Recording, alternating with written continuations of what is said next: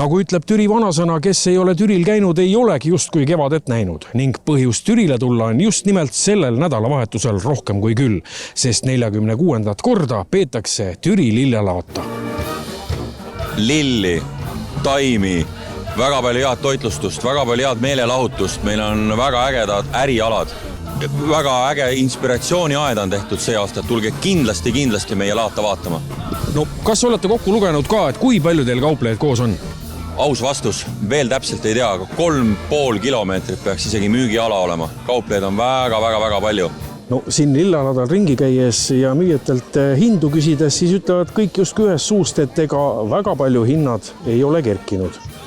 Istikutel väga hinnad tõusnud ei ole ikka jätkuvalt vanade hindadega, kuna meil ikka sisendid on ikka korralikult tõusnud. Nii väetised, turbad, kõik need kilekotid, etiketid, et eks siin paari aasta pärast, ma arvan, annab see tunda, et hetkel on istikud nagu soodsama hinnaga ära toodetud, et müüme ju 2-3 aastast istikut, aga tänasel päeval sisseostu hinnad on ikka tarvikutel korralikult tõusnud.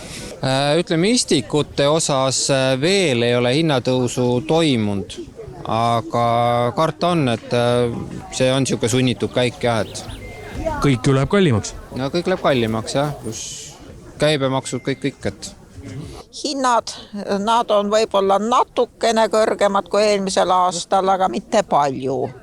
Sest ega tegelikult inimesed vaatavad suhteliselt palju hindu. No, Türi lillelaat on käimas ja üks, mida inimesed alati siin Türi lillelaadal nõutamas käivad, on tomatitaimed.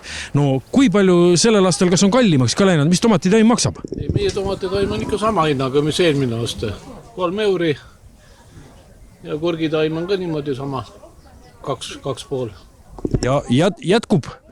Jätkub, taim jätkub, nii et tulge aga. Pühapäeva õhtuni? Jätkub. No üks, mis kindel, et tulles Türi lillelaadale, siis peate arvestama tõenäoliselt ka korraliku liikluskaosega. Mõistvat suhtumist. Meil on siil, meil on ka romuring Türi vahel, meil on väga palju Soome gruppe, kes tulevad suurte bussidega. Jälgige liikluskorraldajaid, vaadake linte, vaadake kuhu parkida ei tohu, kuhu inimene ei luba parkida, ärge palun sinna parkige ja kus tohib, sinna parkige ja minge ka loomulikult sinna, kus on tasulised parklad, te toetate kohalikku ettevõtlust. Te just tulete siit laadalt välja, et kuidas selle aastane laat tundub?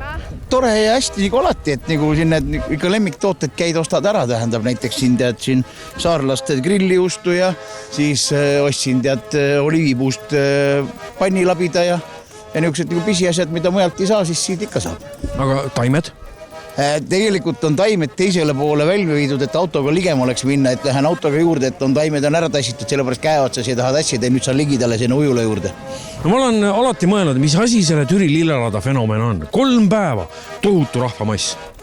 Mis siin ikka on, tegelikult on üks väga oluline asi on traditsioon. Vaata, mitmest korda juba tehakse. Ja paljude inimeste aastaplaanidesse on ta juba alguses sisse kirjutatud, ega nad välja nii kergelt ei kirjuta teda.